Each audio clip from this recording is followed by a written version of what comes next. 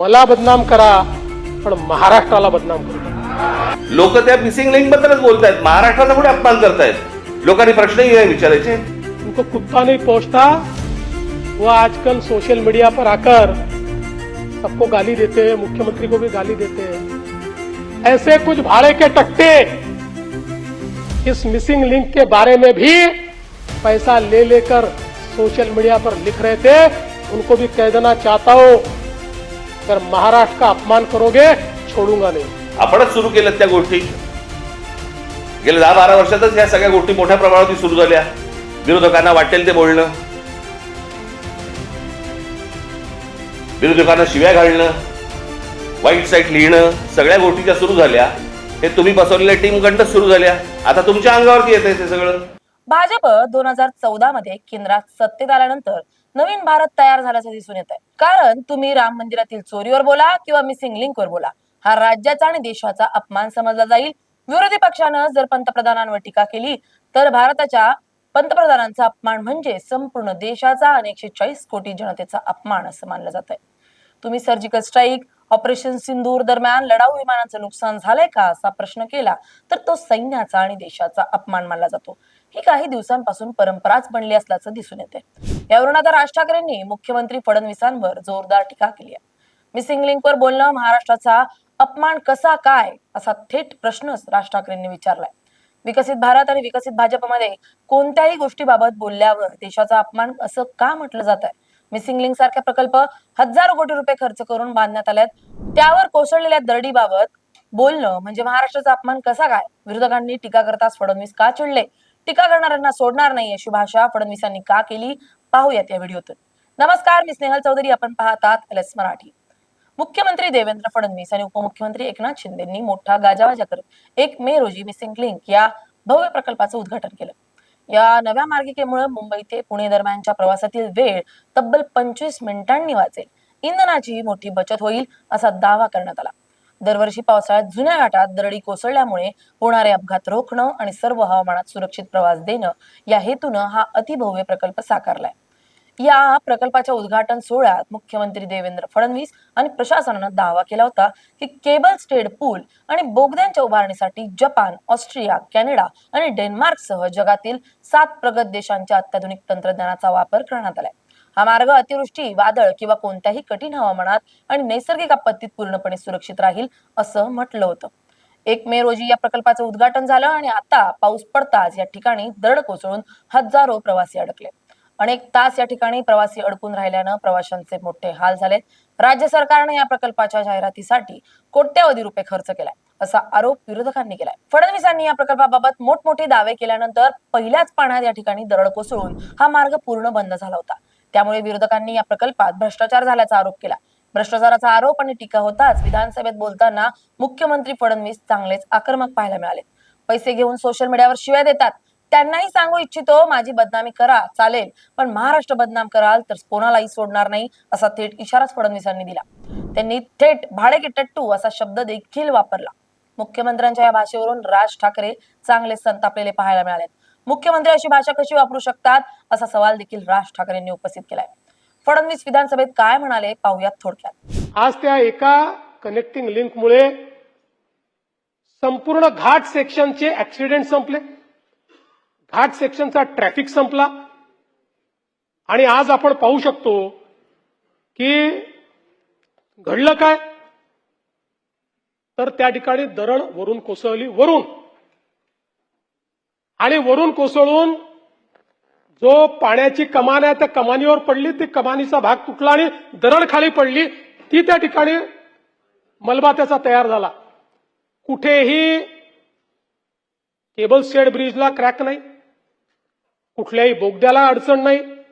उलट लोकांनी तर सांगितलं की बोगद्यामध्ये इमर्जन्सीची बटन दाबल्याबरोबर 3 मिनिटांमध्ये क्रेन आमच्याकडे आली। अनेकांनी सांगितलं बोगदा होता म्हणून आम्हाला त्या ठिकाणी आम्ही वाचलो, पण लगेच पाणी पडतंय आणि असे व्हिज्युअल दाखवणं सुरू केलं की जसं काही कनेक्टिंग लिंकच तुटली। आणि काही लोक ज्यांना तोंडखुरी आहे, आमचा विदर्भातला शब्द आहे,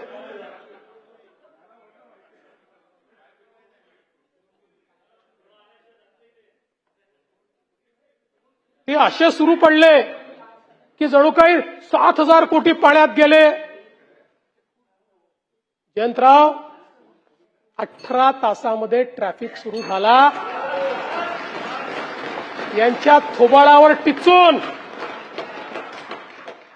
आणि सवाल हा नाहीये, अरे देवेंद्र फडणवीसला शिव्या द्या, त्याला सवय आहे, शिव्या प्रूफ आहे मी. कारण जीवनात एकच गोष्ट शिकलो, आजपासून 10 वर्षांनी हे शिव्या देणारे दिसणार नाही, पण ती कनेक्टिंग लिंक असेल आणि देवेंद्र फडणवीसचं आणि एकनाथ शिंदेचं नाव असेल. पण माझा आक्षेप या गोष्टीला आहे, मला बदनाम करा पण महाराष्ट्राला बदनाम करू नका.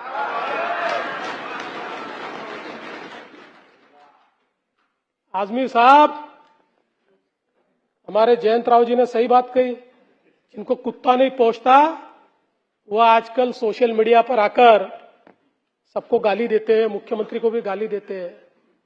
ऐसे कुछ भाड़े के टट्टे इस मिसिंग लिंक के बारे में भी पैसा ले लेकर सोशल मीडिया पर लिख रहे थे.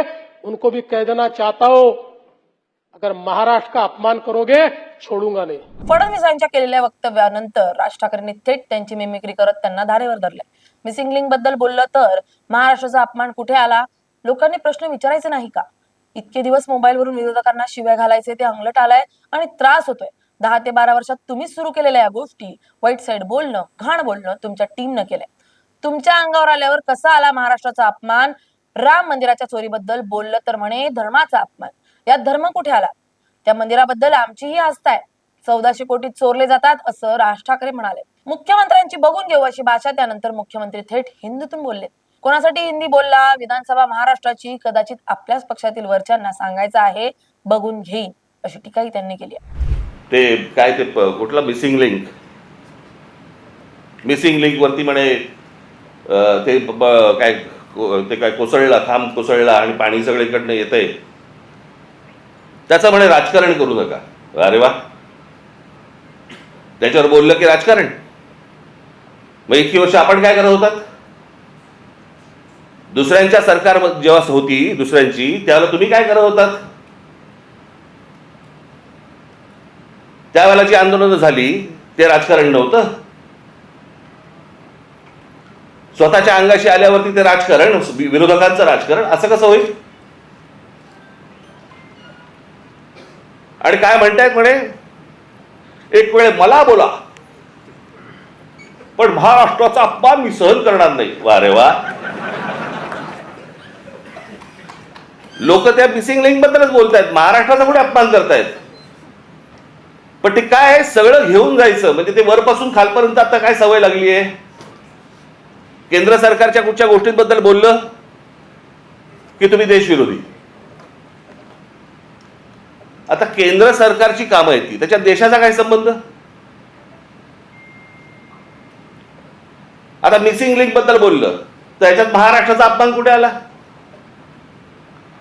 लोकांनी प्रश्नही नाही विचारायचे. काय झालंय ते, इतके दिवस जे मोबाईल फोनवरनं विरोधकांना जे करत होते ना,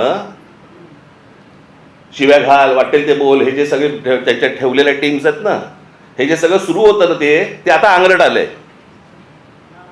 आता ह्यांच्या दामदुपटीने ह्यांच्या अंगावरती येत आहे आणि त्याच्यामुळे लागले आता त्रास व्हायला लागला त्याचा. आपणच सुरू केल्यात त्या गोष्टी. गेल्या 10-12 वर्षातच ह्या सगळ्या गोष्टी मोठ्या प्रमाणावरती सुरू झाल्या. विरोधकांना वाटेल ते बोलणं, विरोधकांना शिव्या घालणं, वाईट साईट लिहिणं, सगळ्या गोष्टी ज्या सुरू झाल्या हे तुम्ही बसवलेल्या टीमकडनं सुरू झाल्या. आता तुमच्या अंगावरती येत आहे ते सगळं, आणि तुमच्या अंगावरती येत आहे म्हणून लगेच महाराष्ट्राचा अपमान. ह्याच्यात कसला आला महाराष्ट्राचा अपमान?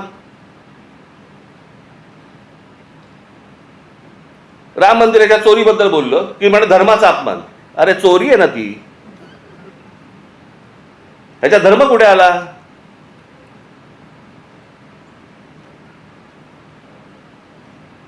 बरं, त्या मंदिराबद्दल आम्हालाही आस्था आहे, प्रत्येक हिंदूला आस्था असेल. तिथे ज्या वेळेला 1400 कोटी रुपये ज्यावेळेला चोरले जातात, काहीही म्हणजे किती पडदा किती असावा यांच्या समोर. म्हणे वक्फ बोर्डामध्ये ज्या वेळेला म्हणे तिकडे चोऱ्या झाल्या त्याच्याबद्दल तुम्ही नाही बोलणार. आम्हाला काय देणं घेणं?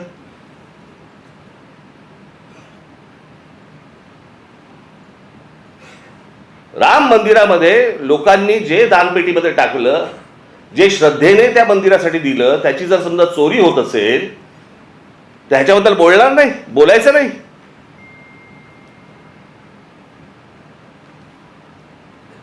काल ते कोणतरी होसबळे का कोणतरी आहेत ते म्हणे धर्मविरोधी जे लोक आहेत ते म्हणे पसरवतात. आम्ही धर्मविरोधी? हा देश काय धर्मविरोधी आहे?